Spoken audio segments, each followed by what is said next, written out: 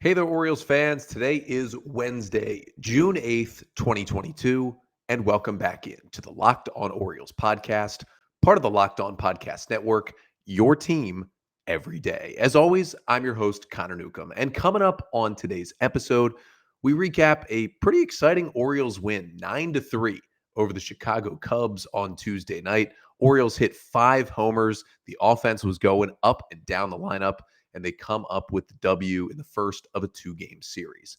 Then we'll talk about the newest Oriole as the O's made a waiver claim on Tuesday, picking up right-handed pitcher Austin Voth off of waivers from the Washington Nationals. We'll talk about his career so far, why the Nats gave up on him this year, but what he still could bring to the Orioles and how he will fit in on the active roster coming up here this week. But that's all coming up on this episode of the Locked On Orioles podcast. You are Locked On Orioles, your daily Baltimore Orioles podcast. Part of the Locked On Podcast Network, your team every day.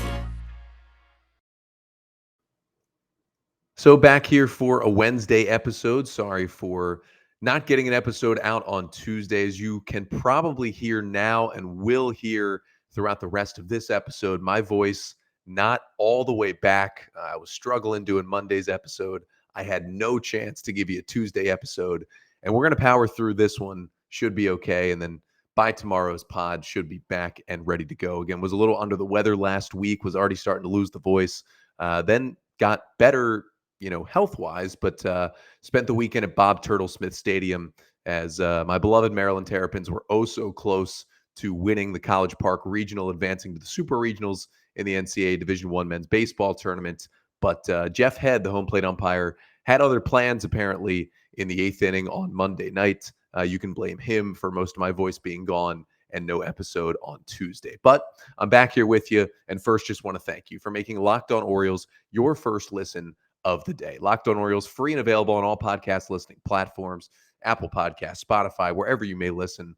Make sure to leave us a 5-star rating and a review if you can on those apps. It really, really helps us out a lot. And then, of course, right here on the Locked On Orioles YouTube channel. If you're watching on YouTube, we thank you so much for that as well. Make sure to like, comment, and subscribe to the channel. Really, really helps out the pod. But again, thank you for making Locked On Orioles your first podcast listen of the day. And for your first listen today, well, today's episode, a little bit about an Orioles win and a little bit about a new Oriole. And today's episode is brought to you by Blue Nile. Make your moments sparkle with jewelry from BlueNile.com. And Locked On Orioles listeners get $50 off purchases of $500 or more. This podcast exclusive includes engagement rings as well. And use code LOCKEDON at checkout. So let's start with an Orioles victory in this one. O's win it 9-3 over the Chicago Cubs at Oriole Park at Camden Yards on Tuesday night. And really a pretty complete victory for the Orioles, one of their most complete victories that we've seen here in about a week or so. But with the victory, the O's get to 24-33 on the season. Actually, now with a better record than the Cubs, who fall to 23-33 with that loss. First of a quick 2-game series in Baltimore. First time that the O's and the Cubs have actually met in Baltimore since 2017. And I'll get you the 5 things you need to know from the Orioles' 9-3 win over the Cubs. And the first thing you need to know, Austin Hayes went to a place where only 3 Orioles have gone before. That is a home run to the second deck out in left field. No, Hayes was not worried about the new Baltimore out there in left field. He was clearing any wall. In fact, he was clearing the entire first deck of seats. He goes into the second deck with a solo home run in the 5th inning that made it an 8-2 Orioles lead at the time. O's were already well in front in the game, but he clobbers this ball off the bat for a home run. Just quite frankly, a ridiculous ball off the bat. Goes 464 feet for Austin Hayes, 106.9 miles per hour off the bat, off just a hanging breaking ball there in that 5th inning, 78 miles an hour, and he just clobbered that thing off of Alec Mills. 4th Oriole to do it. Again, if you remember, Michael Franco last year in June, went to the second deck for an Oriole homer. You had Manny Machado do it back in 2016. And Mark Reynolds in 2011 was the first Oriole to do it. But Austin Hayes joining that exclusive club with an absolute bomb into the second deck in left field. But the second thing you need to know is that was not the only Orioles home run hit on the night. 5 homers for the O's in this one in their 9-3 victory. Of course, you had the Hayes home run, but the Orioles started this thing with a home run. Actually, this game was filled with a lot of homers as the Cubs hit 2 as well. Christopher Morel for the Cubs homered on the first pitch he saw of the game to make it 1-0 Cubs. But the Orioles offense came right back at it in the bottom of the first inning. Cedric Mullins takes a breaking ball over the wall in right field for a leadoff homer, 380 feet. And then Trey Mancini follows him up with an absolute missile out to left center field, 108 off the bat, 426 feet, as Mancini and Mullins go back-to-back to start the game and quickly give the Orioles a 2-1 lead. But of course, they were not done. Jorge Mateo got in on the action, conquering Mount Baltimore in the second inning with a 3-run homer that went 400 feet, 106 off the bat, that made it 5-1 Orioles. And of course, we mentioned the Austin Hayes home run in the game as well. And then it was finished off by Ramon Urias, who had a solo shot in the 6th inning to left center field, 395 feet, 102 off the bat, right into Elrod's corner. Actually, basically hit like right down on the new angled wall out there in Elrod's corner. Thought Ian Happ of the Cubs might have had a play on it, but the ball landed, kind of right on top of that wall. It's the first ball we've seen land there so far this year with the new wall, but Urias got one, and the O's were just bombs away in this one, and it was certainly fun to watch. But the third thing you need to know as we jump over to the pitching side for the Orioles is that, Kyle Bradish started this game, and he's had a couple of so-so starts where he's definitely struggled over his last couple times out. I would call this an up-and-down outing for Kyle Bradish. His final line in this one, he lasts just 4 2/3 innings, allowing 2 runs on 4 hits. Now, he struck out 5 batters, which is pretty good. He also walked 5 batters and allowed 2 home runs in the game and threw 105 pitches and did not even get through 5 total innings. A 6.45 ERA now for Bradish on the season. Now, on the plus side, only 5 hard hit balls. And when you give up 2 homers, those are pretty much always going to be hard hit balls. And then, the other 3 were a couple of liners in play, but 5 hard hit balls, not bad at all for Bradish, who's really been getting hit hard recently. So I would say that was a big plus for Kyle Bradish. Big minus for Kyle Bradish is, well, the ball wasn't in play as much. That's why there wasn't as many hard hit balls, because he walked 5 batters in 4 2/3 innings. You just can't have that. And the 105 pitches from Bradish, it was 51 fastballs, just shy, of course, of 50%. 24 changeups, 23 sliders, and 7 curveballs from the Orioles rookie right-hander. Now, he did get 11 whiffs, which is a nice number, but when you throw over 100 pitches, you hope for a number like that. 3 on the fastball, 3 on the change, 4 on the slider, and the only curveball that was swung at was a whiff, so that was a nice little number for him. And 4 of the 9 sliders that were swung at were whiffs as well, but he was just not getting much done with the fastball today. Now, the average velo was right around where it is, 94, 95, touched 97 a little bit early in the game, but only got 3 whiffs on 25 swings on that 4-seam fastball. That is not a good number at all. Guys were putting that ball in play. Luckily for him, 15 foul balls on the fastball, so was able to get strikes with the pitch. But he's got to be careful with that pitch. And I put on Twitter, on our @LockedOnOrioles Twitter account during the game, the slider, it was tonight and continues to be his best pitch. And he threw it the 3rd most tonight. Now, I was impressed by his changeup, that was 89 to 91, more than I usually am. And that was the 2nd most used pitch on the night. But that slider is still the best offering for Kyle Bradish. He can attack guys with a pitch. He can throw that first pitch slider and get it for swings and misses. I just think he has to learn how to attack hitters even more with the slider in any count. And that's going to get him better because the fastball has good velocity, but it's not really missing bats right now. And that's becoming just a little bit of an issue. But I think overall, not a huge step up for Bradish because of 5 walks. I'll take it, see if he can combine less hard contact with less walks. And that's when we'll see what we saw in St. Louis when he had the 11 strikeouts. Fourth thing you need to know in this one, we'll jump back to the Oriole offense, is Adley got a hit. And, with the early struggles, that's always a good sign for Rutschman, who went 1-for-4 with a single in this game. It was kind of a bloop single in the bottom of the eighth inning, but it was a nice little job to reach out and protect on a breaking ball and just kind of dunk it into right center field for a base hit. Also did have one hard hit ball in the game. It was his first at bat. It was a hard hit ground out. It was 96 miles per hour, so just barely a hard hit ball, but still, you'll take the hard contact from the Oriole catcher, who again did a great job handling the pitching staff behind the plate, working with Bradish despite all the walks, and helped steal some strikes for the Oriole bullpen, which came in after Bradish and allowed just one run over 4 1/3 innings between Baker, Bautista, Vespi, and Gillespie. So Rutschman still did his job, got a hit, which was nice. I know he's still batting 145, but the bat is going to come around. Do not worry. But the fifth and final thing you need to know is that, it was really the entire offense that got in on the act. Obviously, the O's got 5 home runs from 5 different players, but every single player in the lineup 1 through 9 had at least one hard hit ball on the day. And Rougned Odor was actually the only player without a hit. You had 7 guys who had 1 hit. You had Austin Hayes with 2 hits, a double and a homer, and Odor with no hits, although he did have a hard hit ball. Cedric Mullins had a 1-for-4 with the homer, but he did have 3 hard hit balls. Hayes had 3 hard hit balls. Mancini, his only hit was the homer, but he also had 2 hard hit balls. The Orioles really squared up. The Cubs only used 2 pitchers in this game. It was interesting. Keegan Thompson, who came in with an ERA south of 2, allowed 7 earned runs on 5 hits over 3 innings. And then they had the long man Alec Mills come in, and he actually pitched pretty well, pitched the final 5 innings of this game, allowing just 2 runs. But they each, did give up a lot of hard contact, and the Orioles just jumping all over Cubs pitching in this 9-3 win as the Orioles take the opener of this quick 2-game series.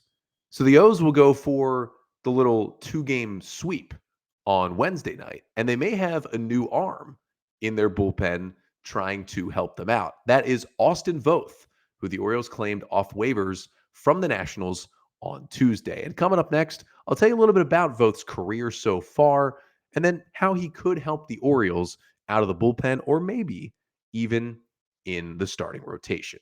But first, got to tell you about BlueNile.com, because whether you're ready to pop the question or you're celebrating a milestone moment, find jewelry as unique as her with the modern convenience of online shopping at BlueNile.com. Blue Nile has simple online tools that let you choose the diamond shape, size, and clarity, as well as setting style, so you can truly build the engagement ring of her dreams.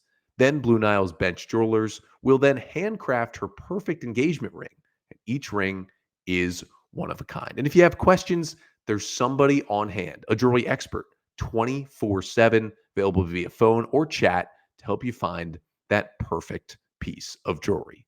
So make your moments sparkle with jewelry from BlueNile.com.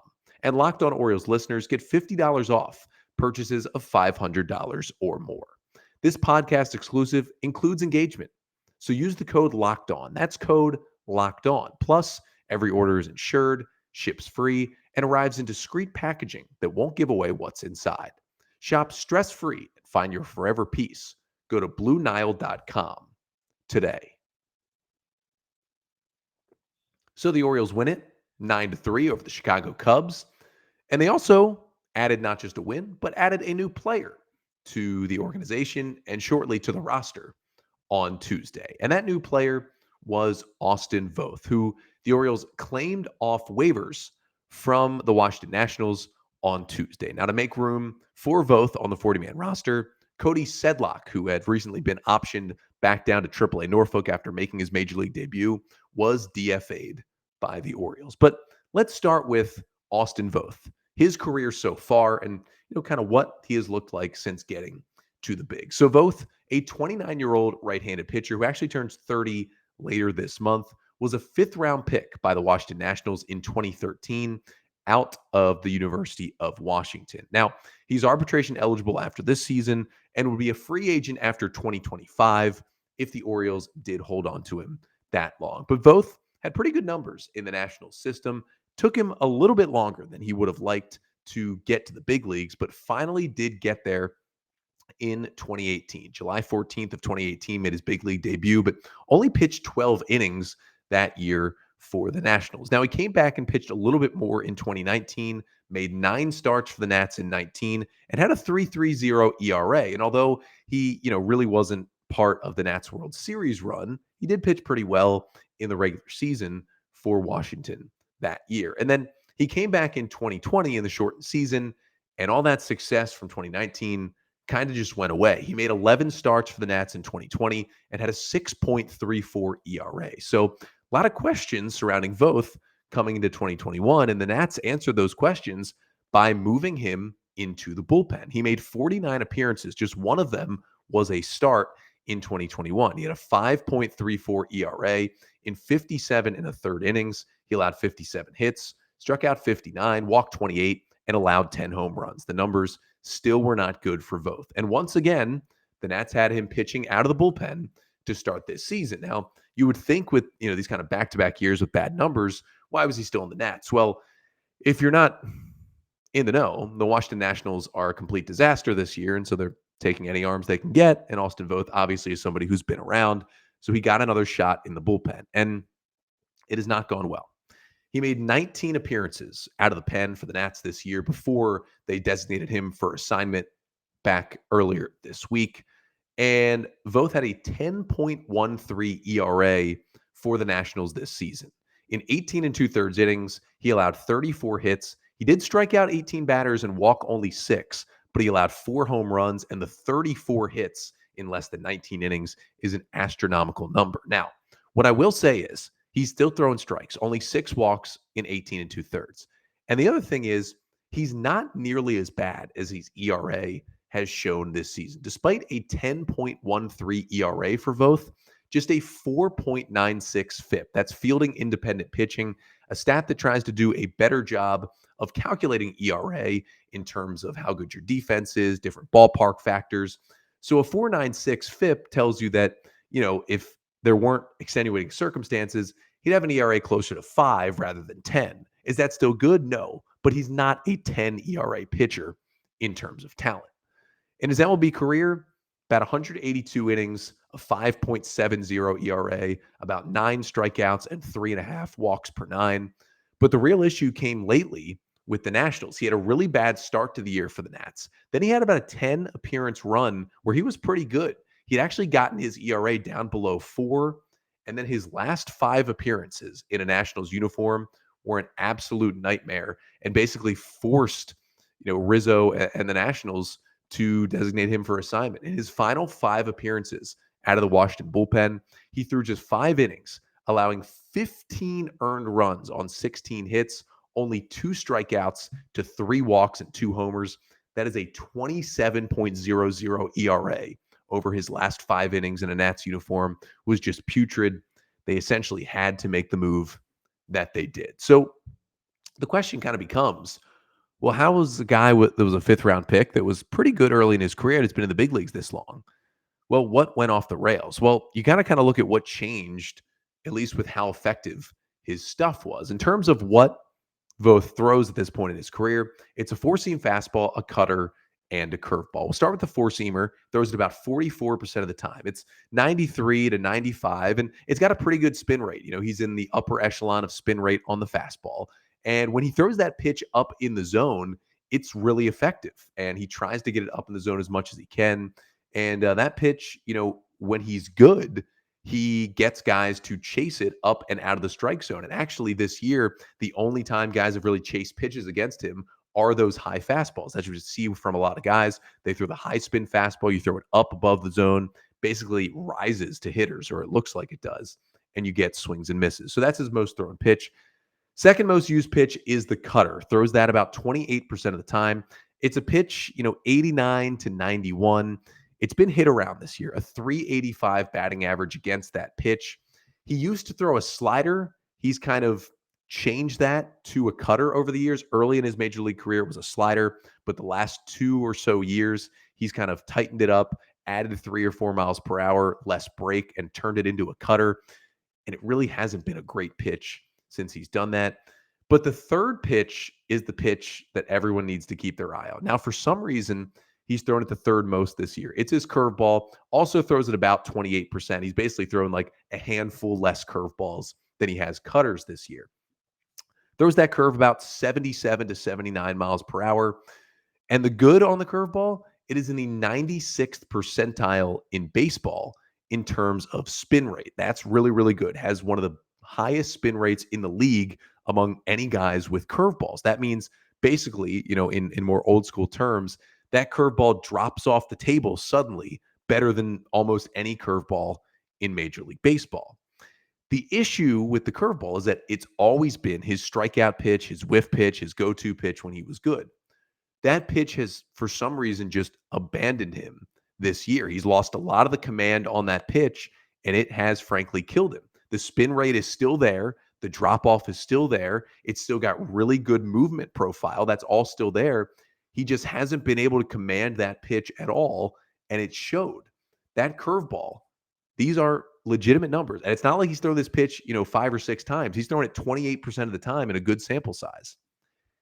Opponents are hitting .533 against Voth's curveball this year with an 800 slugging percentage. You heard that right, an 800 slugging percentage. Now compare that .533 batting average against the curveball to last year when the curveball wasn't great, but they still only hit it at .254. In 2020, opponents hit just .167 against his curveball. And in 2019, opponents hit .176 against his curveball with a 48% whiff percentage. That means in 2019, when Voth threw the curveball, guys were hitting under 200. And when they were swinging and missing almost half the time when they swung at that curveball. 48% whiff rate is a ridiculous number on that pitch. So what the Orioles see here is basically, can we get that pitch back to where it was? He's changed his cutter into a slider. He used to throw a splitter. He's completely dropped that pitch. Maybe the O's would try and bring that back as well. Maybe they try to get him to throw more sliders. But you're basically looking at a guy who's got a solid fastball and a really good curveball that he can't command right now. So the question becomes, can the Orioles get that curveball back? And if they do, what kind of role would they use Austin Voth in? And we will get to that in just a moment. But first, I got to tell you about our next partner, which is a product I use literally every day. I started taking Athletic Greens because I wanted better gut health, more energy, and as you probably hear in these last couple episodes, I wanted to optimize my immune system a little better. But the question is, what is this stuff? Well, with one delicious scoop of AG1, you're absorbing 75 high-quality vitamins, minerals, whole food source superfoods, probiotics, and adaptogens to help start your day right. And Athletic Greens, it's lifestyle friendly. Whether you eat keto, paleo, vegan, any kind of diet, you can incorporate AG1. It's got no GMOs, no nasty chemicals, and contains less than 1 gram of sugar. And it costs you less than $3 a day to invest in your body with AG1. And it was created when the founder experienced a ton of gut health issues, ended up on a complicated supplement routine to recover, cost him $100 a day. So he created Athletic Greens after experiencing how difficult it was to create an optimal nutrition routine on your own. So right now, it's time to reclaim your health and arm your immune system with convenient daily nutrition. It's just 1 scoop in a cup of water every day. That's it. No need for a million different pills and supplements to look out for your health. And to make it easy, Athletic Greens is going to give you a free 1-year supply of immune-supporting vitamin D and 5 free travel packs with your first purchase. All you have to do is visit athleticgreens.com/MLB network. Again, that is athleticgreens.com/MLB network to take ownership over your health and pick up the ultimate daily nutritional insurance. And today's episode of the Locked On Orioles podcast also brought to you by betonline.net, your one-stop shop for all of your sports gambling needs. Of course, we've got the Major League Baseball season going on, plenty to bet on there, but you can look at the lines, you can look at the odds, you can check live scores, you can get injury updates on the NBA Finals. Warriors, Celtics tied at 1, Game 3 is tonight, or the upcoming Stanley Cup Finals and the Eastern Conference Finals. We got the Colorado Avalanche into the finals. They'll either play the Lightning or the Rangers. Get all the odds at betonline.net. It's really the perfect place to go for all your sports betting needs. And, you can get it on your mobile device. You can get it on your computer. Anywhere you log onto the internet, You can go to betonline.net. You can even listen to podcasts like this one right there on the site. So again, for all your sports betting needs, go to betonline.net, where the game starts. So the Orioles get a win Tuesday, also get a new player in the 29-year-old right-hander Austin Voth, and we talked about, what his career has looked like, and the question now becomes, what do the Orioles do with Voth, and whose spot does he take on the roster as well? Now, we do know, as I mentioned earlier, that Cody Sedlock was DFA'd to make room for Voth. Now, Sedlock came up last weekend, made his major league debut in Boston, pitched 3 innings, gave up 5 runs, but looked okay, and then got sent down to AAA. Then he was DFA'd off the 40-man to make room for Voth because the Orioles did not have an open spot on the 40-man roster. Now, in terms of Cody Sedlock, I'd say it's probably about 50-50 that he gets claimed by another team. If he doesn't, the Orioles will certainly welcome him right back with open arms. He'd go right back to AAA Norfolk and try and pitch his way back onto the big league roster. But other than that, for the Orioles, what you're looking at with Voth is, the O's are probably going to put him on the major league roster probably before Wednesday's game. I'm sure he'll be in an Oriole uniform. You're basically looking at a long relief option. I don't think he's going to get a chance to start, especially with Spencer Watkins about to come back as well. But he's going to be your long relief guy. Best case scenario, he turns into your right-handed Keegan Aiken on this team. But he can give you some length out of the bullpen, which the Orioles may need from time to time. He could potentially follow a guy like Spencer Watkins in maybe his first start back. But the O's got to get him to throw that fastball up in the zone and just try to find the command on that curveball again. Because I would tell him to basically ditch the cutter or throw it a lot less, maybe bring the changeup back, that splitter he threw, but be a fastball, curveball heavy guy where you're not throwing any other pitch more than 10% of the time. It's all fastball, all curveball, get that big curveball, overhand pitch, try to snap that thing off the table and command it better because basically this year it's either been in the dirt or down the middle and getting crushed. Again, remember, opponents are slugging 800 against that pitch. But if he can find the command of that thing again, he was good in 2019. If he can do that again, it's a nice waiver claim from the O's. And, the Nats held on to him for so long. He was drafted in 2013. And 9 years later, they just now finally DFA'd him after some really rough years. The Nats knew there was something in there that they tried to bring out, just couldn't do it consistently enough. Maybe the Orioles think they can. Or maybe he's just a guy like Logan Allen, who the O's claim use him 5 or 6 times, then DFA him just to get some innings from somebody else. Or maybe there's something more there. And so we will see. But as I mentioned, Spencer Watkins was eligible to come off the injured list on Tuesday. O's didn't need him. Obviously started Kyle Bradish. But they're going to need Watkins probably to start, not tonight, but coming up soon. And the Orioles could activate Watkins today. He told the media on Tuesday that he's feeling fine. The throwing is going well. O's said they may, wait a couple more days to activate him off the injured list. But within the next 3 or 4 days, it seems like Watkins is going to be back. So with Watkins coming and with Voth coming, the Orioles are going to need to open 2 spots on the active roster. So the final question becomes, who loses those spots? And, you could argue the way that Spencer Watkins was pitching before the injury, remember a couple weeks ago, took the line drive right off the arm. He was lucky, only a bone bruise, nothing broke, no fractures, but still went on the 15-day injured list. He wasn't pitching well those last couple of starts. You could argue that Spencer Watkins should really just be DFA'd or optioned to AAA. And that's certainly a possibility here for the Orioles. But if they don't do that, they do want to bring back Watkins and Voth. Well, first you got to address Voth's spot on the roster because he's coming up today. You would think they're probably going to option a pitcher. So, you're really looking at 3 names: Nick Vespi, Logan Gillespie, and Brian Baker. Now, we've already seen Vespi and Gillespie come up, get optioned, and both come up again. Vespi and Gillespie each threw scoreless innings in the win on Tuesday night. Vespi the 8th and Gillespie the 9th. Vespi was quick with 10 pitches. Logan Gillespie let 2 base runners on, a walk and a single, threw just shy of 30 pitches. So maybe it's Logan Gillespie just because he's not going to be available for the next night or 2 after throwing 30 pitches. But what I would do is I'd let Gillespie run. I'd let Vespi run. I think Brian Baker could probably use a little time in AAA. He hasn't been great lately. He threw 25 pitches and gave up a run in the 6th inning when he pitched on Tuesday night against the Cubs.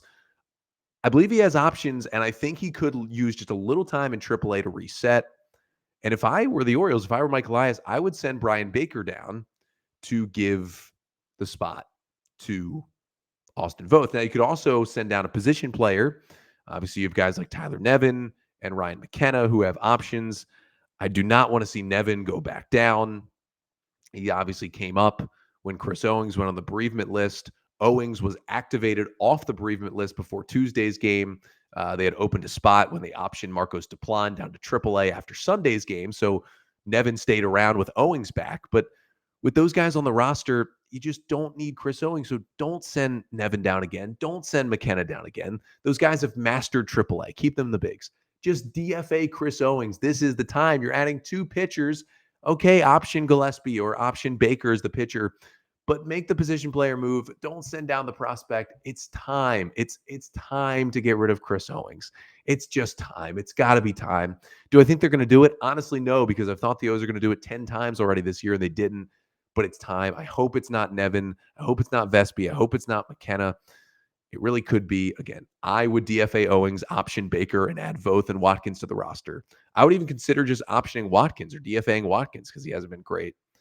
But the O's need the starting pitching, so Watkins will be back. And we will see what they do. And when they make those roster moves, I'll break them down on tomorrow's episode of the podcast. I will also recap Game 2 between the Orioles and the Cubs. Hopefully, we're talking about a quick 2-game sweep for the Orioles. And then we'll get you set for Orioles and Royals, a 4-game series coming up at Kauffman Stadium. Still shiver thinking about that place as the O's will head there this weekend. But again, back to talk about all that on the Thursday episode. Until then, thanks for sticking around, bearing with the voice, which is mostly back and should be good to go by tomorrow. But I'm Connor Newcomb, and this has been the Locked On Orioles podcast, part of the Locked On Podcast Network. Your team every day.